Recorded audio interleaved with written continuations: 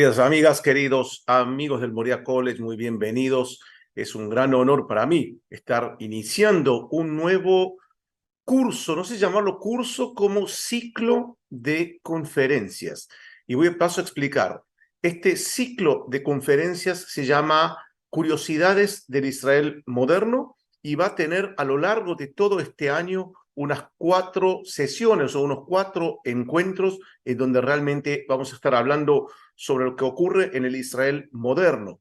Muchas veces en nuestros cursos del Moriah College nos focalizamos o nos focamos en la parte bíblica, en la parte arqueológica, y yo sé que muchísima gente tiene curiosidad por saber qué es lo que está ocurriendo en este país que llama la atención del mundo entero a tal punto que yo creo que no pasa día, y estoy hablando de, no en Israel sabemos todo el tiempo una fábrica de noticias, pero no pasa día en Latinoamérica o en otros países donde no haya alguna noticia relacionada a Israel. Es un país que llama muchísimo la atención y estoy seguro que ustedes están siguiendo las noticias por redes sociales, por televisión, diarios, etcétera, de lo que está ocurriendo aquí en Israel en los últimos meses, de una serie, una oleada de manifestaciones, en algunos casos manifestaciones un poco, no quiero decir violentas, pero sí, a veces violentas también, pero sí muy tenaces, muy férreas,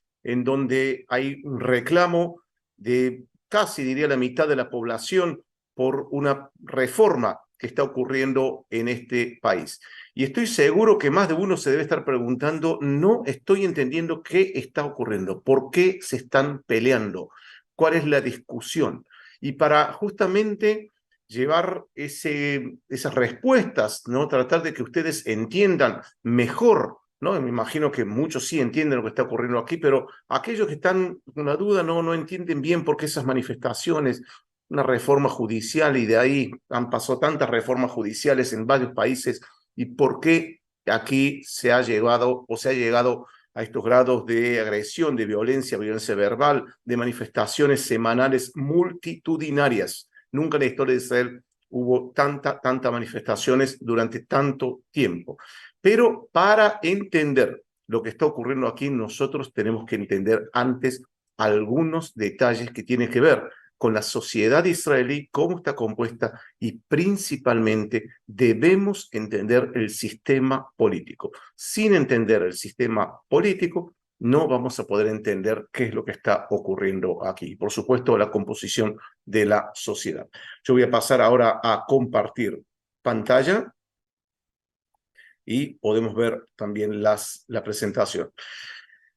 Bien, esta presentación de hoy va a tener 2 partes. La primera parte, como poco adelanté, vamos a hablar sobre el sistema político israelí, que, como dije, sin entender el sistema político no podemos entender por qué no solamente lo que está ocurriendo hoy en día, sino por qué en los últimos 3 años hubo 5 elecciones. No se puede explicar eso si no entendemos el sistema político. Entonces vamos a hacer una pequeña introducción a esta primera parte, luego haremos un pequeño intervalo para posteriormente ya hacer la segunda parte, que ahí sí vamos a hablar de lleno sobre qué es lo que está ocurriendo en este país. He puesto algunas imágenes aquí que reflejan de alguna forma lo que está ocurriendo, ¿no? Todo el clima de división social, de la crisis social. Esta es la bandera de Israel. Ustedes deben conocer que tiene una estrella de David en el medio. Y acá hay como como una separación entre dos. Es decir, un triángulo aquí, otro triángulo aquí. O, por ejemplo, este cartel, y aquellos que saben hebreo pueden leer que dice Ajeret Einli Eretz, que traducido es, la verdad es una reflexión de un tema de una canción que se llama Enli Eretz Ajeret, que significa no tengo otro país. Aquí dieron vuelta la frase y pusieron de otra forma no tengo país, es decir, de esta forma no voy a tener país. Y fíjense cómo está el mapa también dividido en 2. Bien, es decir, hay una división muy grande en la sociedad que voy a pasar a explicar. Pero antes tenemos que entender, vamos a algunos datos que tienen que ver con Israel. Les adelanto también que todo lo que quieran preguntar, por supuesto, como siempre, en el área de comentarios, Esta presentación va a estar en PDF en el material del curso, así que pueden bajarlo sin ningún problema.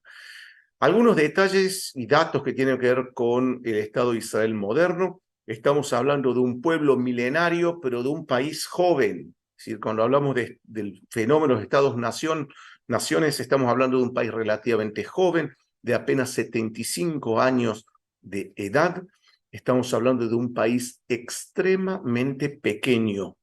Hay un chiste que dice que, no sé si un chiste, pero si uno le pregunta a alguien, no sé, en la India qué tamaño tiene Israel o en cualquier otro país, van a creer que tiene el tamaño de Rusia por la cantidad de veces que es mencionado este país en las noticias, la cantidad de veces que está en el inconsciente de las personas a lo largo y el ancho del mundo. Pero es un país extremadamente pequeño, con apenas 22.000 kilómetros cuadrados, y no estamos incluyendo los territorios de Cisjordania, que ya un ratito voy a explicar. Es decir, este es el mapa de Israel, todo, ¿no? Es decir, este es el mapa de Israel como se estudia en las escuelas hoy en día, pero este es el mapa de Israel, vamos a decir de alguna forma internacional, que incluye los territorios de Cisjordania, o llamamos territorios palestinos, las colinas del Golán o las alturas del Golán que son reclamadas por Siria, la franja de Gaza, que ya Israel se retiró, pero esto es básicamente el mapa de Israel,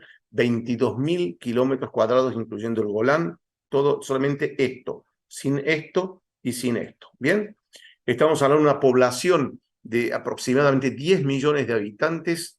Yo creo que en los próximos meses ya estarán superando los 10 millones de habitantes. Es un país nuevamente pequeño, con poca población. Tiene un PBI per cápita, y presten atención, muy alto. Es un país, se encuentra entre los países más relativamente desarrollados del mundo, una economía relativamente estable, si bien ha tenido algunos sacudones en los últimos tiempos, pero es un país caro también, por eso también el PBI acorde a ese nivel de vida. Estamos hablando de un país que pasó en 75 años 7 guerras y decenas de incidentes con sus vecinos. No creo que haya país en el mundo que en tan poco tiempo haya tenido tantas guerras como es el Estado de Israel. 2 acuerdos de paz, uno con Egipto y otro con Jordania. Con Egipto fue en el año 79, con Jordania en el año 94, 1979-1994. Puse un asterisco aquí porque más que acuerdos de paz son unos acuerdos de no guerra, porque no hay un amor, no hay un cariño muy especial, sobre todo la parte árabe hacia Israel. Es decir, no es una paz entre los pueblos, es una paz entre los líderes, que está fantástico porque por lo menos no hay guerra y no hay incidentes. Generalmente, rara vez habrá incidentes en la frontera tanto de Egipto como Jordania. Estamos hablando de una sociedad de inmigración, y de eso vamos a poner un énfasis muy particular en un ratito. Una sociedad de inmigración recuerda mucho a los Estados Unidos. Si ustedes no han visitado Estados Unidos o ven las películas americanas, siempre van a ver que hay grupos como italianos, coreanos, judíos, no sé, rusos. Hay diferentes comunidades. Es un país de inmigración los Estados Unidos.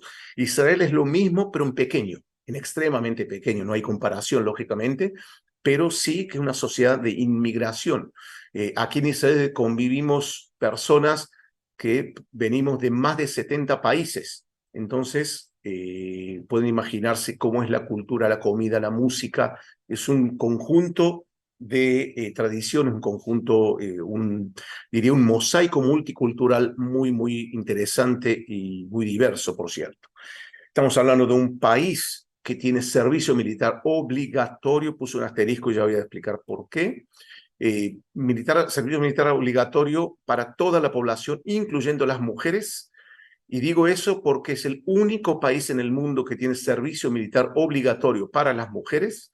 No existe ningún ejército en el mundo que lo haga. Las mujeres que vemos en otros ejércitos son voluntarias, ¿no? Entonces en Israel es obligatorio. Y el asterisco tiene que ver con que hay 2 poblaciones aquí que no sirven en el ejército, la población de los judíos ortodoxos, aquellos que están de negro, y si recuerdan el curso sobre los judíos ortodoxos dictado por el doctor Daniel Feinstein, se acordarán seguramente los diferentes grupos existentes en el judaísmo ortodoxo, y también los árabes israelíes. Árabes israelíes son aquellos ciudadanos árabes, es decir, étnicamente son árabes, que habitan esta región, aquí. Vamos a ver, uy, perdón, aquí. No sé si consiguen ver aquí la flecha. Es decir, este es el Estado de Israel. Hay 20%, un poquito más del 20% de la población aquí son árabes, ciudadanos del Estado de Israel. También están exentos del servicio militar obligatorio. El resto tiene que hacer el ejército. Estamos hablando de una política de aliyá. Y si es la primera vez que se topan con el concepto, aliyá en hebreo significa ascender o ascensión, subida, y se refiere a la inmigración judía al Estado de Israel. Desde sus inicios en el año 1948, la política central del Estado de Israel fue la recepción, la absorción de inmigrantes judíos de todo el mundo. Y eso tiene una función muy importante desde el punto de vista demográfico. Bien, y vamos a estar hablando un ratito sobre demografía. Es decir, como les dije antes, acá convivimos personas de más de 70 países que hicieron aliyá, es decir, que inmigraron de diferentes países hacia Israel. Bien. Ahora bien, hablemos un poco de demografía. Demografía para entender de estos 10 millones de habitantes que tiene este país, nosotros podemos dividirlos de la siguiente forma. Un 73.5% son judíos, y ya voy a hacer un zoom in, como se dice, un foco en la población judía en un ratito. El 21% son árabes, árabes ciudadanos del Estado de Israel, no incluye la población palestina. Estamos hablando de la población palestina por alrededor de unos 3,5 millones de habitantes que están en Cisjordania y en Gaza. Ellos no son ciudadanos del Estado de Israel, pero sí aquellos árabes que en la guerra del 48, la guerra de independencia, como se llama en el Estado de Israel, decidieron quedarse dentro de los límites del Estado de Israel. Ellos son los ciudadanos árabes del Estado de Israel.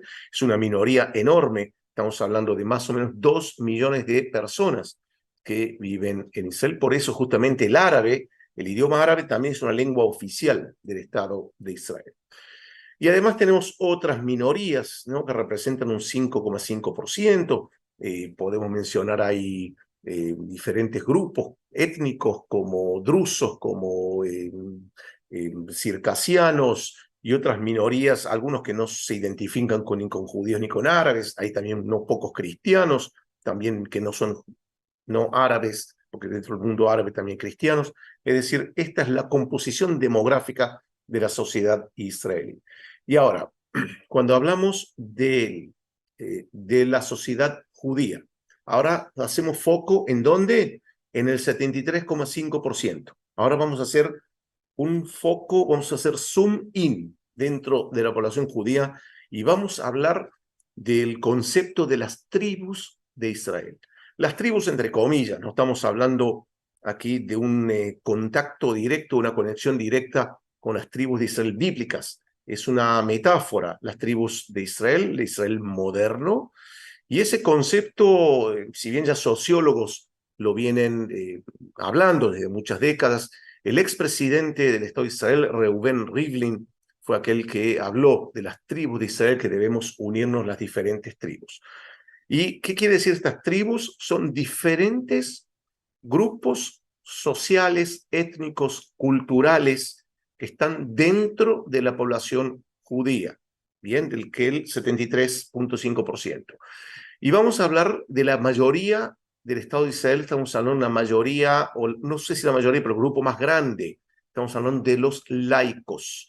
Si uno ve inclusive la foto de las personas, ¿no?, de alguna forma estereotipadas, son personas que, si ustedes la ven, a esas mismas personas, en Miami, en París, en Buenos Aires, en San Pablo, no se dan cuenta que son israelíes. ¿Por qué? Porque son occidentales, de una cultura occidental, eh, generalmente habitan, y no todos, ¿no? Pero la gran mayoría en la región de Tel Aviv y alrededores.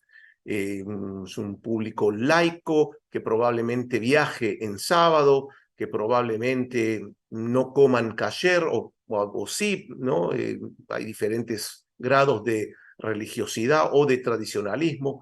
Son más occidentales, más democráticos culturalmente, estoy hablando, es decir, es un grupo más europeo, más occidental. Bien, se representan aproximadamente el 44%. El segundo grupo es un grupo llamado tradicionalistas. Por cierto, dentro de cada grupo aquí podemos subdividir en grupos, ¿no? De alguna forma de entender que dentro de los laicos hay diferentes también visiones, pero serían los laicos más los liberales, ¿bien? Tradicionalistas es un público laico también, pero que mantiene algunas tradiciones. Algunos de ellos, por ejemplo, no viajarán en Shabbat. Probablemente la mayoría cumpla las restricciones alimentarias de la comida kasher o kosher, que celebren las fiestas, que tal vez vayan a la sinagoga una vez por semana o más. Puede ser que viajen en Shabbat o no, pero van a ser más tradicionalistas con las tradiciones judías, ¿no? Ancestrales, por así decirlo. Bien, es decir, está más próximo a los laicos, de alguna forma es una especie de entre uno y otro. Y del otro lado tenemos religiosos nacionalistas. Este es un grupo que está formado principalmente por colonos asentamientos israelíes que están en la Cisjordania, en el pasado también la Franja de Gaza. Es un grupo generalmente de derecha hasta extrema derecha, y ya voy a explicar los conceptos de derecha e izquierda en un ratito, y que son muy sionistas. Hasta ahora no mencioné el término sionista, pero lo menciono ahora. Sionista quiere decir que estos dos grupos seguro son sionistas, es decir, que defienden el Estado de Israel a ultranza, aman el Estado de Israel, son muy patriotas en el buen sentido de la palabra, nacionalistas en el buen sentido de la palabra, es decir, aman al país, sirven en el ejército con placer, con amor, con sensación de una misión que tienen de servir ejército. Estos religiosos también tienen esas características, son sionistas, creen sí en un Israel bíblico, en una Israel más religiosa. Aún así, puede ser que se vistan con jeans y camisa, inclusive los podemos ver aquí, pero son ortodoxos igual que estos aquí, nada más que la visión es una visión moderna. Probablemente van a tener televisión e internet, como dije, si en el ejército trabajan, es normal que trabajen. Uno se pregunta por qué no sería normal trabajar y ahora ingreso a este grupo. ¿Por qué no es normal trabajar? Porque más del 50% de los hombres ultra ortodoxos no trabajan y casi ninguno sirve en el ejército. La visión de este grupo con relación al Estado de Israel, por cierto, dentro de este grupo, y remito nuevamente al curso del doctor Daniel Feinstein sobre el judaísmo ortodoxo que está en la plataforma, hay subdivisiones, grandes subdivisiones donde un subgrupo no habla con el otro, o son acérrimos enemigos en un grupo con el otro, pero si los podemos caracterizar como un grupo, sería un grupo ultraortodoxo en el sentido religioso, muy estrictos. La visión hacia el Estado de Israel, la gran mayoría lo toman como una cuestión pragmática, es decir, no están muy a favor, pero lo asumen como algo existente y está normal, como si fuese Estados Unidos o Francia. Una parte del judaísmo ortodoxo no acepta el Estado de Israel y una parte ínfima está en contra del Estado de Israel. Y tienen motivos teológicos, nuevamente remito al curso mencionado del doctor Daniel Feinstein. Entonces, estamos hablando de estos cuatro grupos que tienen características muy diferentes y muy marcadas. Esto es importante entender porque al final de la segunda parte de este ciclo de conferencias que iniciamos hoy con la crisis social en Israel, nos vamos a referir justamente a esta división sociológica, a estas diferentes tribus, entre comillas, o estos grupos que tienen características muy marcadas, tienen denominadores en común entre cada uno de ellos. Bien. Ahora seguimos más con un tema también que, avanzando ya en la estructura de la sociedad, si hablamos de la sociedad israelí, lo que caracteriza a la sociedad israelí es una estructura de conflictos duales, es decir, hay una serie de conflictos que están relacionados justamente con lo que hablé recién, y los voy a enumerar en orden de importancia. Es decir, el conflicto más fuerte al más débil, pero que están presentes. Todos los conflictos aquí están presentes. Son conflictos, por ejemplo, entre árabes y judíos dentro del Estado de Israel. No incluyo aquí los territorios palestinos. Por ejemplo, los árabes, o buena parte de los árabes, o la gran mayoría, están a favor de un Estado binacional, o un Estado que no sea judío. ¿Por qué el Estado de Israel tiene que tener la menorá como el símbolo del Estado, el candelabro de 7 brazos? ¿Por qué la estrella de David en la bandera? Si no es árabe, nosotros también queremos ser parte, somos parte. Eh, si un jugador de fútbol israelí árabe canta el himno o no canta el himno habla del regreso del pueblo judío a Sión. Entonces, esos conflictos están presentes, están tensos, digamos, en el día a día hay una coexistencia, convivencia entre todos, pero es un conflicto de determinada situación, puede aflorar mucho. Hoy en día el conflicto árabe-judío está más calmo, no es lo central hoy en día. De hecho, el conflicto central son los que vienen a continuación. Es decir, el conflicto árabe-judío está ya más bajo, pero hace 2 años hubo una especie de rebelión de la población árabe aquí en Israel que, por supuesto, puso en el centro, en el foco, este conflicto árabe-judío y tensiones entre ambas sociedades. Estamos hablando, como dije, 2 millones de árabes aproximadamente que son ciudadanos del Estado de Israel. Y ahora vamos a los conflictos que están hoy en día aflorando más fuerte en la actual situación del conflicto, de la crisis social en Israel. Y estamos hablando del conflicto religioso laico. Recuerden, y vuelvo para atrás, recuerden, principalmente este grupo, parte de este grupo también, contra estos dos grupos. Bien, es el conflicto sobre, por ejemplo, voy a dar ejemplos, en Shabbat. ¿Por qué no hay transporte público en Israel? Y no hay transporte público. No funciona desde el viernes a la tarde, a la noche, al atardecer, termina el servicio público. En todo el país, menos en Haifa. No voy a entrar en eso porque en Haifa, pero hay una explicación. En todo el país no hay transporte público. ¿Por qué? Porque en Shabbat, no sé, no puedo ir al cine, y así diferentes conflictos. Por otro lado, los religiosos decir, este es el país judío, es el Estado judío, tenemos que respetar el Shabbat, es una tradición milenaria, están violando el Shabbat, concurren cosas malas por causa de la violación del Shabbat, van a decir principalmente los grupos ultraortodoxos. Otro conflicto muy marcado también es el entre Ashkenazí y Sefaradí. Seguramente me estarán preguntando en qué idioma estoy hablando, muchos de ustedes, y paso a explicar. Si nosotros dividimos el judaísmo desde hace siglos, ¿no? El judaísmo en grupos, en dos grupos étnicos, vamos a dividirlos entre Ashkenazí o Askenazitas, si no me equivoco en español, y Sefaraditas, si no me equivoco en español. Askenazitas son judíos que vienen de países europeos, principalmente Alemania, Polonia, Rusia, ¿okay? Son considerados askenazíes, ¿bien? Y sefaraditas son aquellos judíos que vienen de los países árabes principalmente. ¿Qué significa Ashkenaz? Ashkenaz era una ciudad, un pueblito que estaba en Alemania, que concentraba en la Edad Media muchos judíos, que de ahí no salieron a diferentes exilios a lo largo del tiempo por Europa. Sefarad en hebreo significa España. ¿Qué tiene que ver España aquí?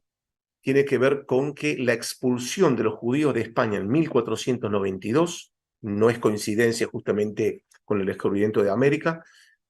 La población judía de España se fue, se exilió a diferentes países, llegando principalmente al Imperio Otomano, y a países del norte de África. Con la creación del Estado de Israel en el año 48 del siglo XX, muchos de ambos grupos inmigraron hacia Israel. Y existen diferencias culturales. No es religioso tanto la cuestión religiosa, pero sí culturales, siendo la población ashkenazí. Estoy ahora hablando de datos formales, concretos.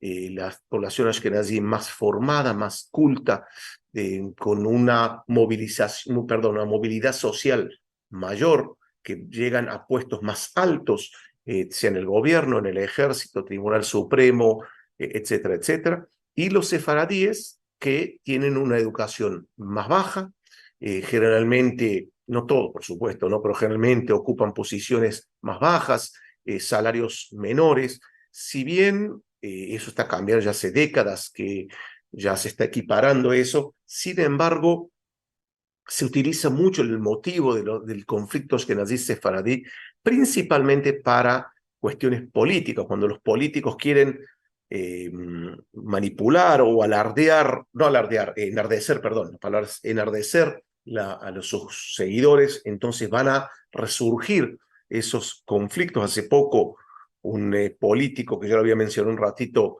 de los más violentos que tenemos en el Parlamento, que decía: mientras nosotros le limpiamos el jardín de su casa y ustedes están descansando, es decir, como si fuese, se autoconsideran como que hay una discriminación, ¿bien? Que de vuelta, hubo sí discriminación en el pasado, hubo problemas serios, pero ya hace décadas que ese conflicto en el día a día no se siente, los políticos lo sacan a flote a medida de las necesidades, ¿bien? Pero existe, sí, sin lugar a dudas existe el conflicto entre derecha e izquierda. Lo voy a explicar qué significa derecha y qué significa izquierda, pero es un conflicto que cada vez es menos relevante, y voy a explicar en un ratito, voy a hacer un foco sobre los conceptos de derecha e izquierda y qué ha logrado hacer el premier Benjamín Netanyahu en los últimos años sobre los conceptos de derecha e izquierda. En un ratito mencionaré. Por supuesto, entre ricos y pobres, que se conecta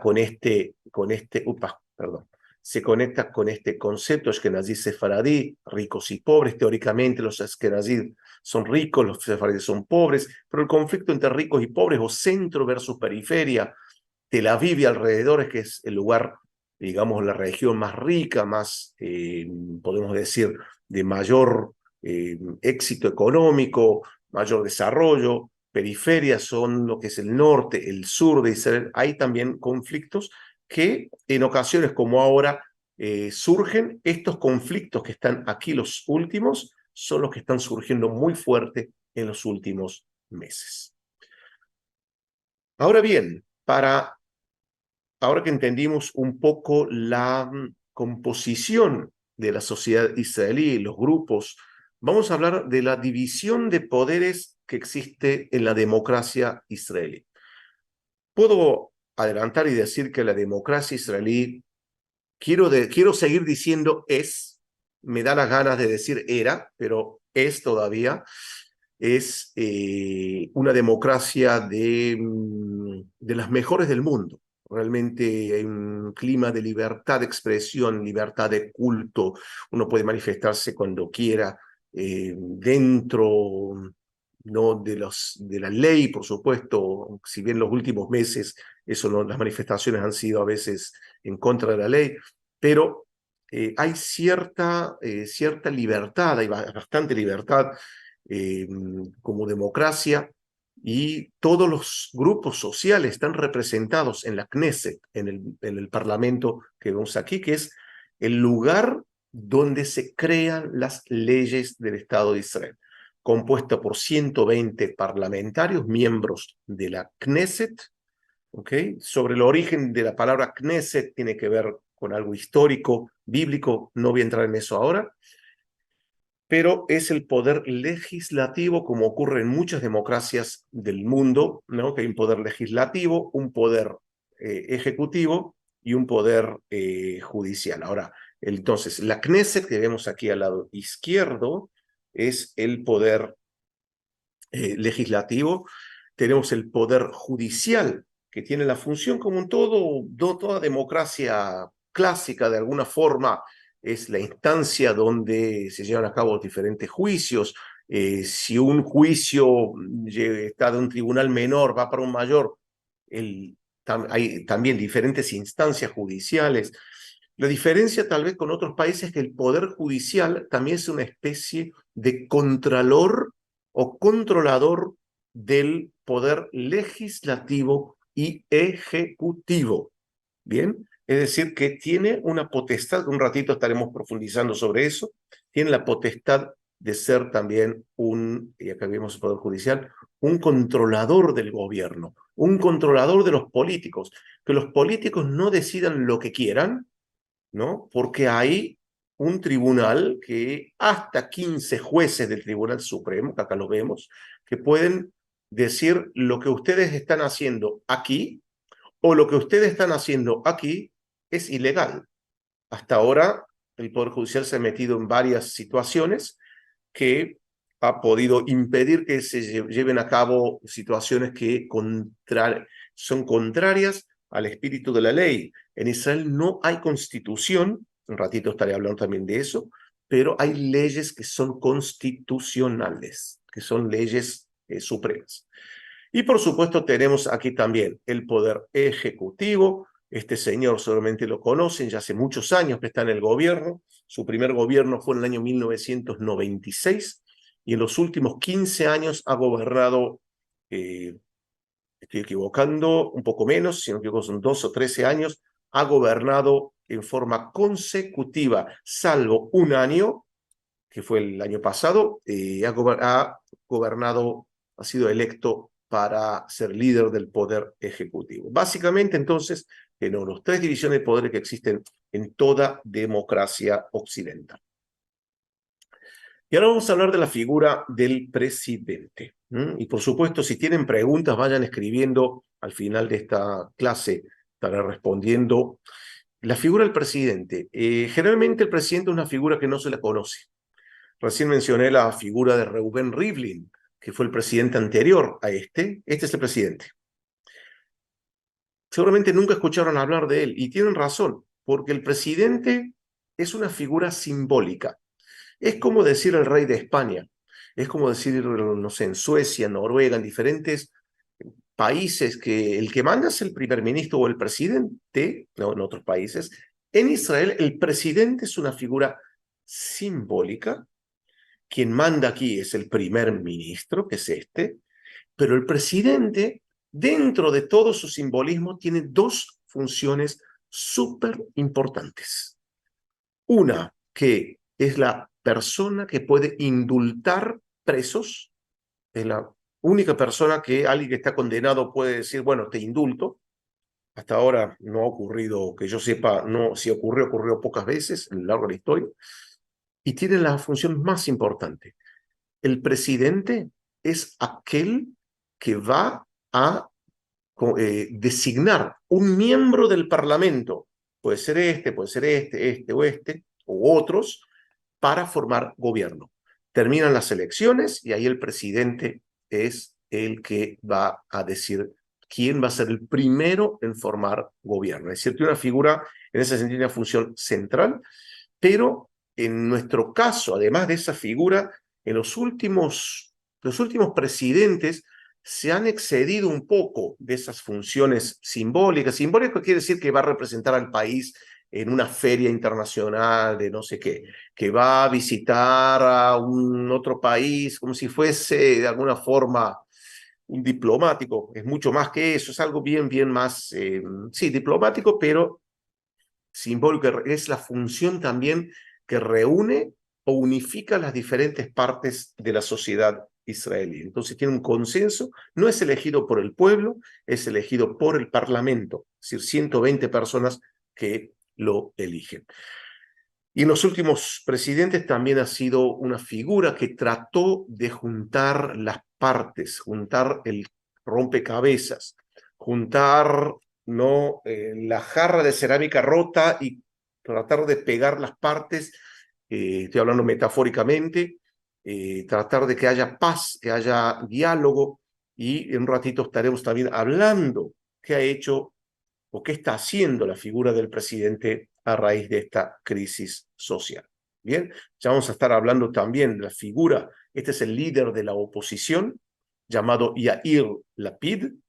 Estos dos antes están en un partido juntos, este se llama Benny Gantz, que hoy en día lidera las encuestas, más inclusive hasta, no sé si está igual o más que Netanyahu, y también es parte, digamos, representativa o grande de buena parte de la sociedad. Este señor se llama Yariv Levin, es quien está liderando la reforma judicial, que en un ratito estaremos hablando más profundamente sobre él. Ahora bien, entendimos las funciones de los diferentes poderes. Ahora vamos a hablar de los conceptos de izquierda y derecha. Si yo les digo ahora en Argentina, en México, en Brasil, en España, no sé, Estados Unidos, izquierda, ustedes van a decir, claro, izquierda es aquellos que están de acuerdo con una presencia mayor del Estado. Cuanto más de izquierda soy, más el Estado, más quiero que el Estado esté presente resolviendo la vida de sus ciudadanos. Cuando yo soy de derecha, lo contrario, quiero una economía liberal, mínima intervención del Estado, leyes del mercado, desde el punto de vista, podemos decir también nacionalista, derecha es más nacionalista, izquierda está una abierta inmigración y la convivencia entre los pueblos. Estoy hablando, ¿no?, en forma general. En Israel, olvídense de esas definiciones. Es decir, hay derecha e izquierda económica, por supuesto que la hay, es importante, pero no es lo central. Cuando hablamos de derecha en Israel o izquierda en Israel, tenemos que fijarnos en este mapa. Vamos a ver este mapa aquí.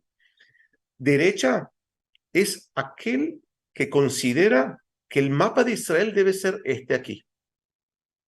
Este es, y Gaza renuncian, pero hay algunos que quieren volver a Gaza.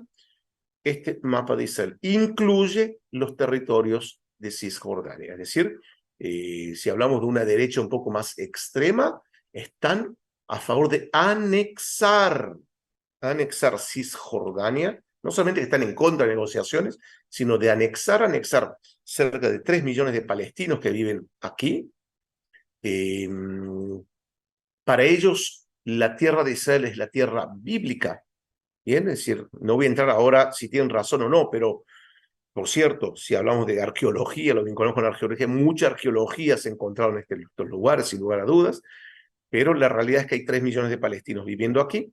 Entonces, para la derecha, el Estado de Israel tiene que ser todo esto aquí, de norte a sur, incluyendo lógicamente el Golán, en contra de cualquier fórmula de 2 estados para 2 pueblos.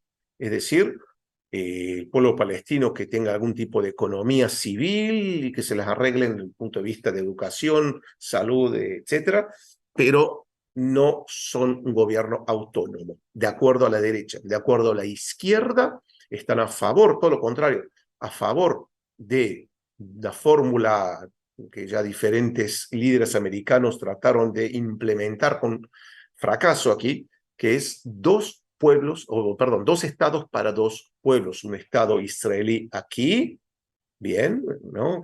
Y un estado palestino, un estado israelí aquí, y un estado palestino en Cisjordania y en Gaza. Se había hablado de hacer un puente, un túnel que los una aquí, ¿ok?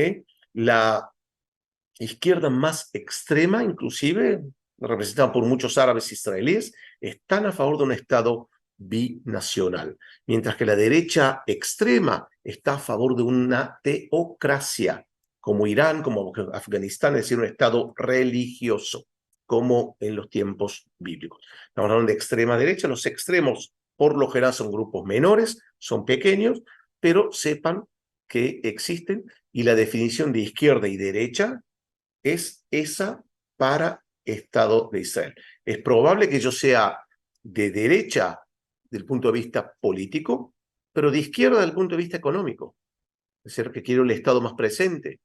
Y lo contrario, puede ser, inclusive, los que son de izquierda aquí son la élite socioeconómica, los ashkenazíes, ¿no? Estoy ahora haciendo estereotipos, es decir, ¿no? Se cree que la mayor parte o buena parte de los ashkenazíes son de izquierda, buena parte, la mayor parte de los sefaradíes son de derecha.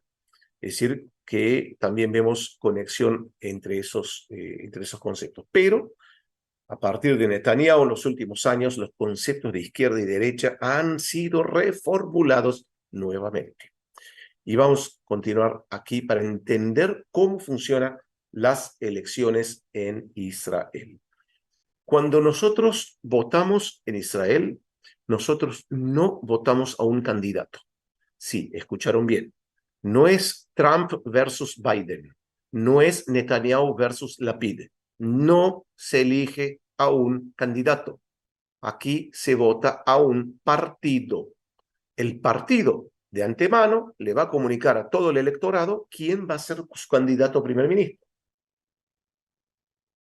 Cosa que no haya una sorpresa, que vote a un partido y de repente van a meter a otro.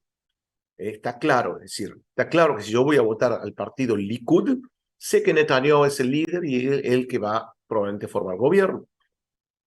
Si voto a Lapid, sé, o el partido de Lapid se llama Yesh Atid, que significa hay futuro, seguramente esperaré que Lapid sea, pero no estoy votando en forma directa a una persona. Entonces, nosotros vamos al cuarto oscuro, acá hay una caja y hay diferentes papelitos aquí con los diferentes partidos políticos. No hay nombre de personas, es el partido político. Entonces, yo estoy eligiendo aquí representantes de la Knesset, del Parlamento, que lo vemos aquí, este es el edificio que está por afuera, y hay 120 parlamentarios. Bien, terminaron las elecciones, se empiezan a contar los votos y ahí comienzan los problemas de este señor aquí. Comienzan los problemas serios. Este señor presidente, más que entender de política, tiene que entender de matemáticas. Sí, escucharon bien, matemáticas, calculadora en mano, Excel, tratar de entender quién es el candidato, ¿no? Es decir, contamos todos los votos, resultó ser que este señor sacó más votos. Este fue el segundo, este fue el tercero. Teóricamente, le tiene que dar primero a él, porque sacó más votos. Pero ya ocurrió en dos oportunidades, por lo menos, en la historia reciente del Estado de Israel, que el partido que sacó más votos no fue el partido que formó gobierno. Vuelvo a decir, partido que sacó más votos no fue el partido que formó gobierno. ¿Por qué? Porque este señor hoy en día se llama Itzhak Buji Herzog, ¿no es el apellido? Hijo del de uno de los presidentes, no primero, uno de los presidentes de Israel. Él tiene que ver quién tiene mayor posibilidades de formar gobierno. Entonces él va a entrevistar a los líderes de cada partido que fueron electos aquí, al Parlamento, y va a preguntar a cada líder, tú, ¿para quién vas a quién vas a votar? ¿Quién que es tu candidato a primer ministro? Una vez que entrevistó, vamos a decir que hay 10 partidos, entrevistó a cada uno de los partidos, ahí está con un papelito en la mano, con una calculadora, y va a decir, está bien, Netanyahu es el que más posibilidades tiene de formar gobierno. ¿Cómo se forma gobierno? La mitad más uno. Si hay 120 bancas en la Knesset, en el Parlamento, para formar gobierno hacen falta 61 bancas, 61 asientos en el Parlamento. Y con calculadora en mano, ¿no? El tema es que con una sociedad tan segmentada, hay muchos partidos y muchos grupos. Entonces, es obligación de cada partido hacer gobierno de coalición. Nunca en la historia del Estado de Israel un partido sacó 61 bancas. Lo máximo fue Ben Gurión, después Ariel Sharon con 44 bancas. No más que eso. Es decir, que yo como quien tengo la mayor posibilidad de formar gobierno, estoy obligado a buscar otros partidos para formar gobierno. Eso quiere decir que estoy obligado a hacer concesiones en mi plataforma política. Estoy obligado a ceder, porque si yo quiero formar gobierno, tengo que invitar otros partidos que son diferentes al mío. Hay una afinidad, lógicamente, ideológica, pero son un poco diferentes. Entonces, este señor va a hacer los cálculos para ver quién tiene mayor posibilidades. Ocurrió el gobierno anterior, que duró un año, que era sabido que iba a durar poco, el primer ministro llamado Naftali Bennett, hoy alejado de la política, realmente no diría que hasta fue un fracaso el gobierno de él, pero se sabía que iba a ser un fracaso. Él tenía 5, el primer ministro tenía 5 bancas en el Parlamento. Pero ¿qué ocurrió? Se juntó con un montón de partidos, un montón de partiditos, y pudieron llegar a 61. Y lo que unía a cada uno de esos partidos, que tiene una diferencia ideológica enorme uno con el otro, era su antagonismo hacia la figura de Netanyahu. Pero teóricamente se puede, ¿no? Muchos decían que fue inmoral, que no es la voluntad del pueblo, pero consiguió formar gobierno. Doy ese ejemplo extremo que ocurrió hace un par de años para que entiendan cómo funciona aquí la matemática. Y ahora, bien, entendido esto, vamos a analizar la conformación del actual gobierno. El actual gobierno, el partido mayoritario es el partido liderado por Netanyahu, el Likud, que tuvo 32 bancas, lo vemos aquí. Este partido, teóricamente, debería preguntar a cada uno de estos si quieren estar en el gobierno. Tiene 21 días para hacerlo, después puede pedir una prórroga, pero lógicamente va a tratar de hacer gobierno con los que se le parecen, aunque no siempre, a veces va a querer hacer un gobierno de coalición con este es el partido de Yair Lapid, el líder de la oposición, sacó 24 bancas, y ahí va juntando, por ejemplo, se une con este, que se llama sionismo religioso, que es aquellos que les mostré antes, los grupos de religiosos nacionalistas. En estos grupos hay justamente en la actualidad políticos de una extrema derecha, y ya los voy a presentar en un ratito, quiénes son esas figuras. Se va a juntar con un partido ortodoxo, Shas, otro partido ortodoxo que se llama el judaísmo de la Torá, y el resto van a quedar afuera porque esto es un partido árabe, este otro país, un partido árabe. Este es un partido de derecha liberal cuyo líder detesta a Netanyahu, pero desde el punto de vista de afinidad política la hay. Es una cuestión ya personal. Y muchos también no lo quieren a Netanyahu. De hecho, al final, yo sé que está en hebreo, pero al final se forma una torta de partidos. Y vemos aquí los diferentes, ahora lo vamos a ver mejor aquí, vemos aquí los diferentes bloques. ¿Se acuerdan que les dije que había derecha e izquierda? Desde hace muchos años ya no se utiliza ese concepto, lo vemos aquí en hebreo, aquellos que saben hebreo lo van a poder leer muy bien. Está aquí, dice Elecciones 2022, el mapa de los bloques. Y aquí está. No dice derecha aquí, acá dice bloque Netanyahu. Y aquí dice la actual coalición. En las elecciones anteriores, ¿saben lo que decía en lugar de la actual coalición? Decía bloque anti-Netanyahu. Es decir, se formó, se disipó o se hizo más, ¿cómo puedo decir? Más gris el concepto de derecha e izquierda, mucho más abstracto hoy en día, derecha e izquierda, no está claro. Y lo que se habla aquí es a favor de Netanyahu, en contra de Netanyahu. Y aquí están los partidos árabes, que no apoyan ni a uno ni a otro. Es decir, lo que logró hacer Netanyahu es que se hable no de derecha y de izquierda, sino de a favor de Netanyahu, en contra de Netanyahu.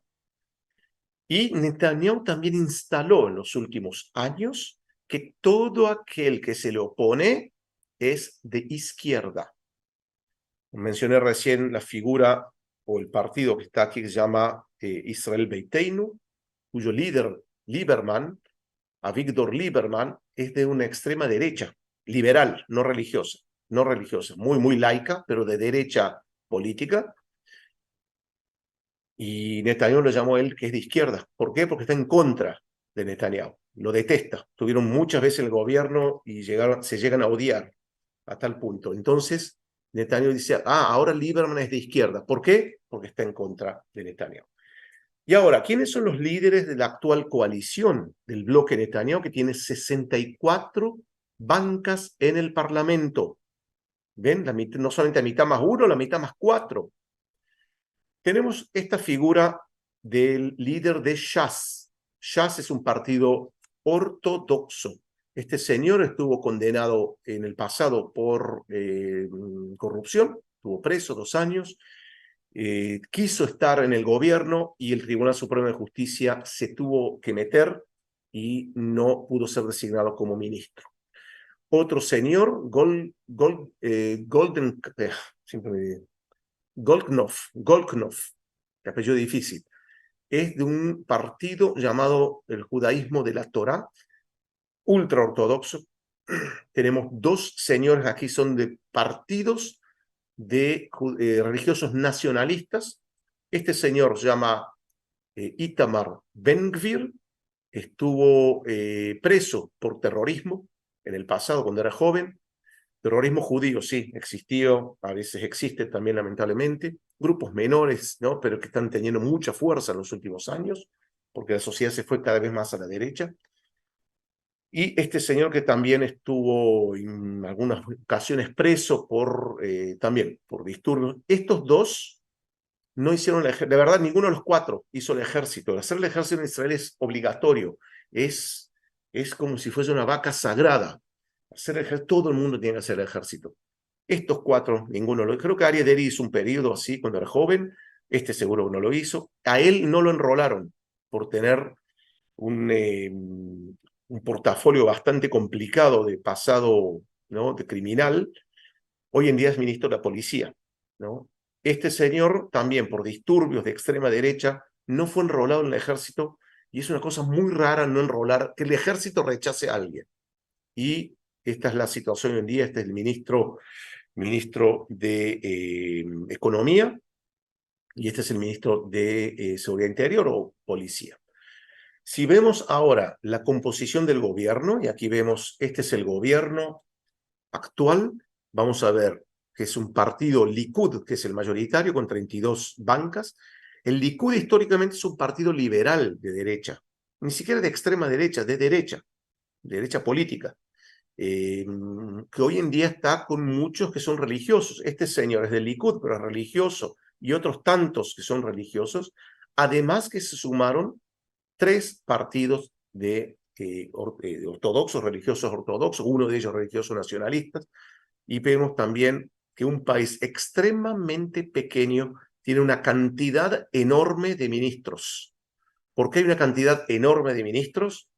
Porque hay que negociar, gobierno de coalición, y cada uno de los partidos siempre quiere pegar una tajada del gobierno, ¿no? Si ustedes creen que la corrupción es el monopolio de países de Latinoamérica, sepan que aquí también esas cosas ocurren. Tenemos un gobierno, no es todos los gobiernos desde hace mucho tiempo, este es exageradamente grande, pero el anterior también era muy grande, si no me equivoco hay 32 ministros, solamente para tener una comparación, en el reino de Salomón, que era 5 veces más grande que el actual Estado de Israel, creo que había 8 ministros.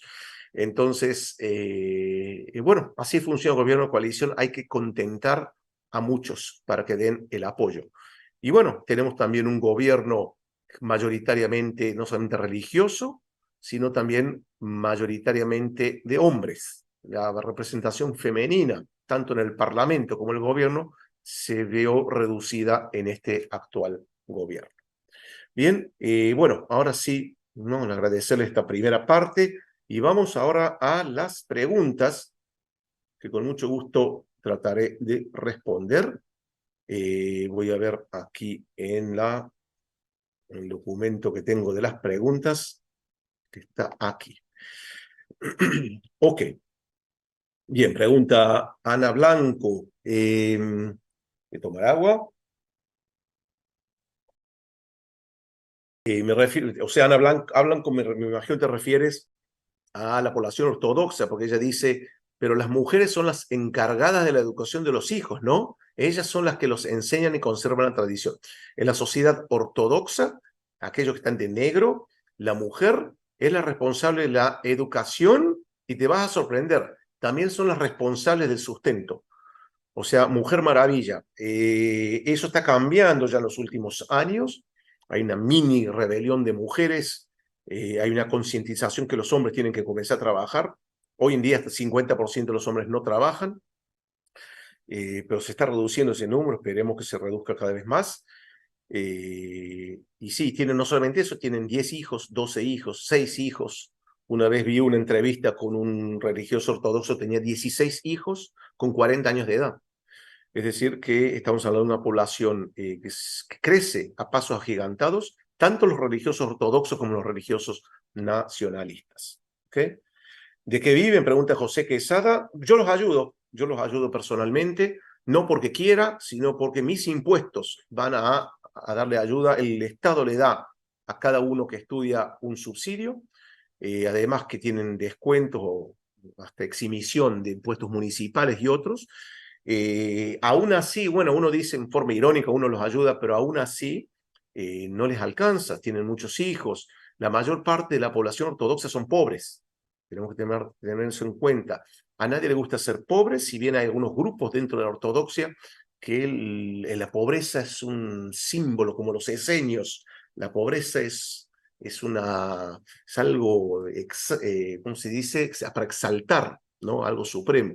Entonces viven de ayudas del gobierno y de grupos, ¿no? De todo tipo de ONGs, eh, eh, algunos trabajan, hay mucho comercio en negro también, mucho trabajo en negro.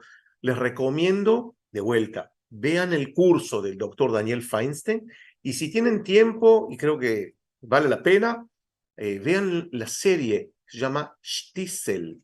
Les voy a escribir aquí en el área de comentarios, tanto en Zoom como en YouTube, sé que hay mucha gente, una serie llamada Shtisel. Ahora paso a escribirles también en YouTube, que hay muchísima gente aquí en YouTube también. Aquí, ¿ok? Entonces, vean esa serie para entender cómo funciona la sociedad ortodoxa. Justamente el curso del doctor Daniel Feinstein habla de esa serie y de otras, ¿no? Hay otra que se llama Poco Ortodoxa o Nada Ortodoxa. ¿Ok? Así que, bueno, Marilyn Valverde pregunta, ¿los ortodoxos participan en política? Hay dos grupos ortodoxos que participan en la política, que son Shas, que son, por cierto, Shas, son los judíos ultraortodoxos sefaradíes, mientras que el judaísmo de la Torah es un partido político de los ortodoxos ashkenazíes. Es decir, vemos también esa afiliación étnica en estos dos partidos. ¿Bien? Eh, José pregunta, ¿no será que el gobierno se forma por el acuerdo entre los partidos que por la decisión? El presidente no decide la formación del gobierno. Gracias por preguntarme. No decide la formación del gobierno. El presidente es aquel que va a designar, nombrar un candidato que fue electo para la Knesset, para el Parlamento, aquel que tenga la mayor posibilidad de formar gobierno. Si yo soy candidato a un partido y saqué 30 bancas, mi aliado partido A sacó 10, otro sacó 20 y de repente con 61 y el presidente está con un papelito, con un Excel, con la calculadora, dice, sí, bueno, me va a decir, tienes la mayor posibilidad de formar gobierno, te doy 21 días para formar gobierno. Y ahí se reúnen en diferentes, va días, son días, negociaciones tremendas, ¿no? Porque ¿qué acontece? Yo soy un partido pequeño, como los ortodoxos, que tienen a veces 10 bancas, 8 bancas, 7 bancas, pero gracias a mí podrás formar gobierno. Si yo no te apoyo, no tienes gobierno. Entonces existe ahí una negociación que yo le voy a pedir el cielo y la tierra, lo que quiera, ¿no? Dentro de alguna cuestión razonable, este, para, para que yo le dé el apoyo. Entonces, así se forman los gobiernos de coalición, ¿ok? Así se forman aquel candidato que tenga la mayor posibilidad. Ya ocurrió en las últimas elecciones que el primer candidato que tenía la mayor posibilidad de formar gobierno no lo pudo formar. ¿Qué hacen? Se van al segundo candidato. Si tampoco puede formar gobierno, vuelve al presidente. El presidente trata de hablar, de ver tal vez un gobierno de unidad nacional, de rotación, se inventó eso ya, por eso hubo 5 elecciones en 3 años, porque el electorado estaba dividido en 2, no se podía llegar a 61. Nadie llegaba a 61. ¿Qué hacen? De vuelta elecciones. Y por arte de magia, casi idénticamente los mismos resultados. Solamente las últimas elecciones que hubo un quiebre. Si no, estaríamos así una vida entera, ¿no? Un mundo entero, todo el tiempo con elecciones, elecciones, elecciones, y hasta que alguien quiebre ese círculo vicioso.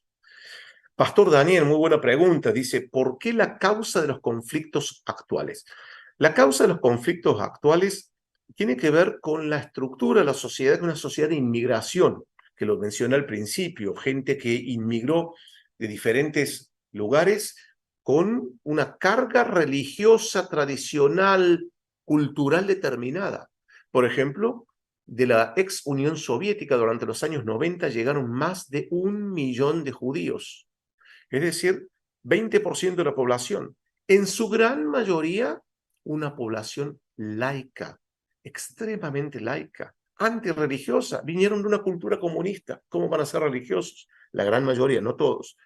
No solamente eso, ellos ya saben lo que es izquierda, entonces se volcaron para la derecha. No importa que la derecha e izquierda tenga otra connotación, pero es decir que tenemos de repente un grupo muy grande de gente que influye en la realidad política.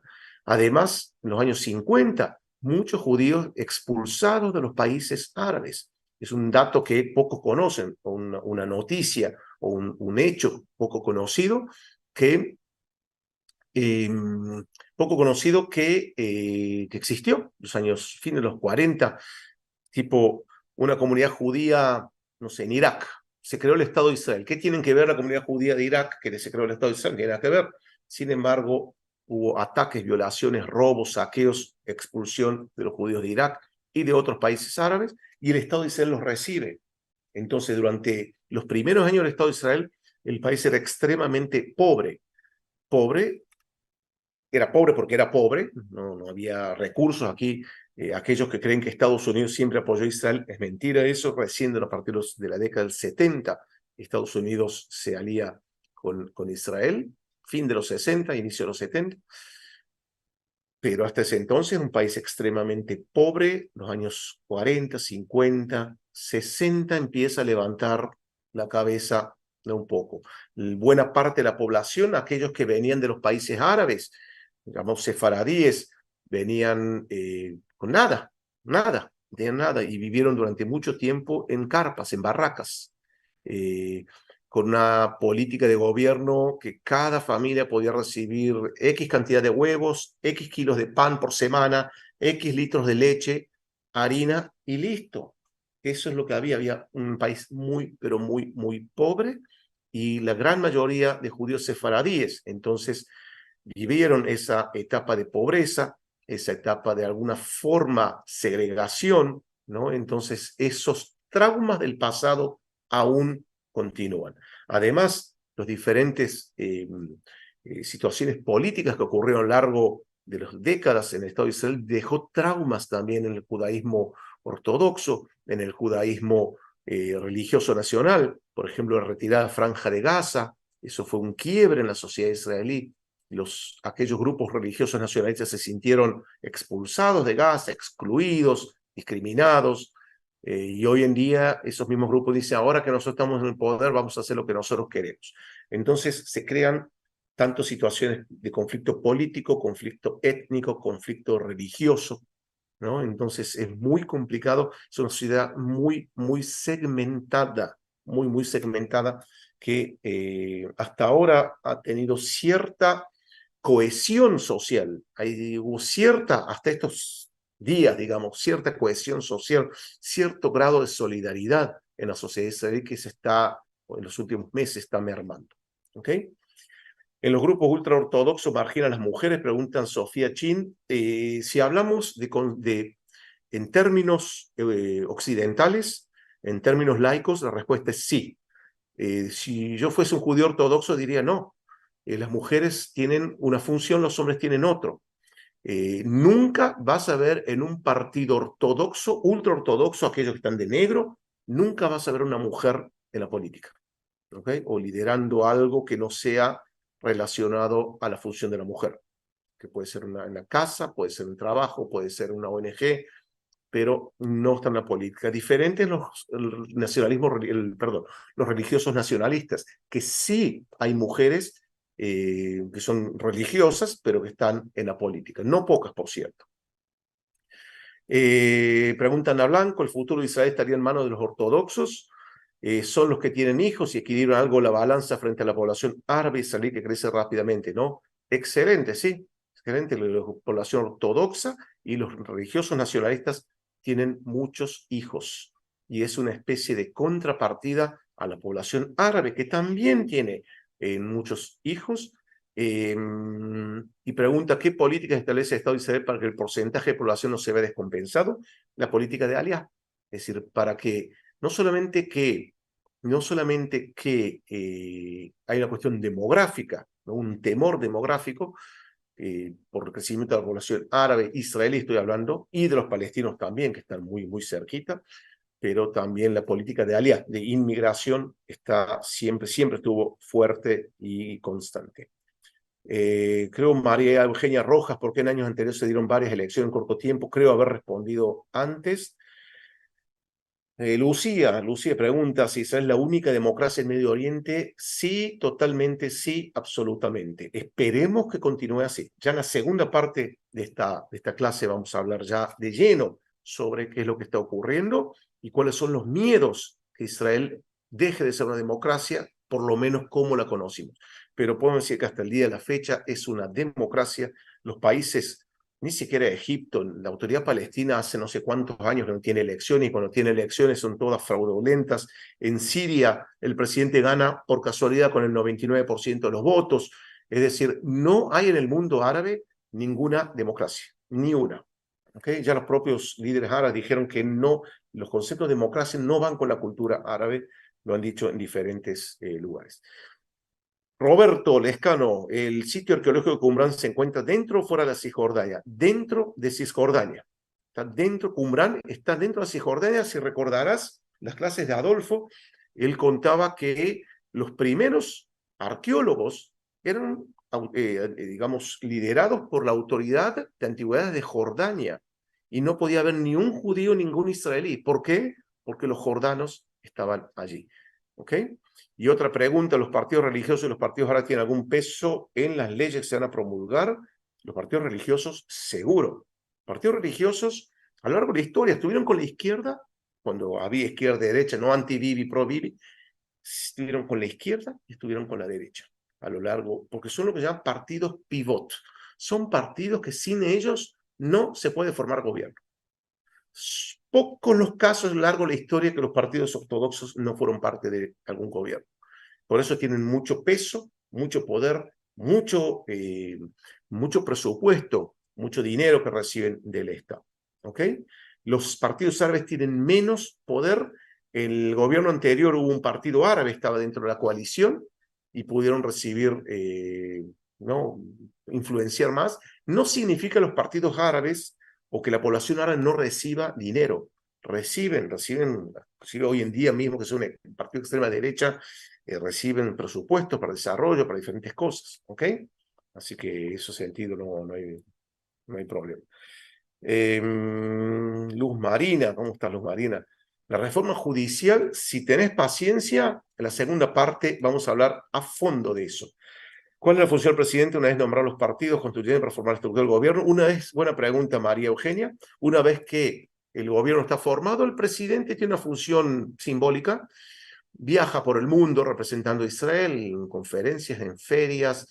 Si hay alguna crisis social, emite algún comunicado llamando la solidaridad. Por eso ahora el presidente está muy, muy involucrado, porque hay una crisis social muy grande y el presidente tiene la función de ser una figura que unifica al pueblo, que hay consenso, que nadie lo va a criticar, lo critican igual, pero teóricamente es alguien que tiene un consenso amplio en el pueblo. ¿Bien? Carmen Segura dice, ¿podemos entonces entender que esa dispersión de los judíos a diferentes lugares fueron influenciados por otras culturas? No que que dice que lo llevaron a olvidarse sus raíces y creencias, no, no lo llevaron a olvidarse sus raíces y sus creencias, pero sí influenciaron, sí hubo influencias. Un judío de un país árabe habla el árabe, por ejemplo. Eh, Hay músicas que son árabes, hay costumbres judías cuyos orígenes son árabes. Y lo mismo, ashkenazíes. Si alguna vez fueron a alguna sinagoga conservadora, van a ver que hay un órgano. El órgano, no se toca el órgano, es algo de la iglesia. Esas son influencias también que han entrado tanto países europeos como países árabes. No se puede uno cerrar tanto que no haya influencias. Hay influencias arquitectónicas, influencia en la comida, en la música, en la ropa, en la vestimenta. Es decir, que en sentido, eh, por supuesto, ¿no? Es buena pregunta, Carmen. Eglantina pregunta si Estados Unidos apoya alguna fracción. Depende del gobierno que esté de turno. Hoy en día está Biden, es un gobierno laborista de izquierda, que tiene ¿cómo puedo decir? Unas relaciones tensas con Netanyahu. No así Trump. Cuando estaba Trump era una relación muy, muy cálida. Aún así Trump trató de alguna forma implementar un programa para que haya paz en esta región, que se cree un estado palestino aquí también. ¿Ok? Así que bueno, eso creo que han sido las preguntas. Hay más preguntas acá. Uf, ¿o no? Ah, no, no. A ver, creo que hay más preguntas. No, creo que ya está todo aquí. Listo. Ya están todas las preguntas. Entonces, la segunda parte, nosotros vamos a hablar de la reforma judicial de lleno. No podemos hablar de la reforma judicial si no entendemos esta parte. No se puede entender. Es como hablar chino. Ahora que entendimos esta parte, vamos a hablar de la reforma judicial. Entonces, para hacerlo, vamos a tomarnos un intervalo. Ahora aquí son las 10:12 de la noche en Israel. Nos vemos 10:45 de Israel, de aquí a 33 minutos exactamente. Tomen un café, descansen, un agua, un té, lo que quieran, y volvemos a la segunda parte. Ahí prometo entrar de lleno en lo que está ocurriendo en la realidad israelí, que preocupa internamente y preocupa en el mundo también. Preocupa y preocupa bastante. Por eso ustedes están recibiendo noticias todo el tiempo. El otro día tuve la dicha, el orgullo, la felicidad de visitarlo al profesor Antonio Piñero en su casa en España, en Bayona, y él me decía, todos los días, yo sé lo que está pasando en Israel, todos los días recibimos noticias aquí. En Bayona, ¿no? Una ciudad pequeña ahí en Galicia, saben todo, pero no solamente en Bayona o en todos lados saben lo que está ocurriendo aquí, porque preocupa, primero que se atrae y llama la atención, pero también porque preocupa a buena parte de Occidente. Amigos, nos vemos entonces en media hora, descansen y nos vemos un ratito. Chao, chao, gracias.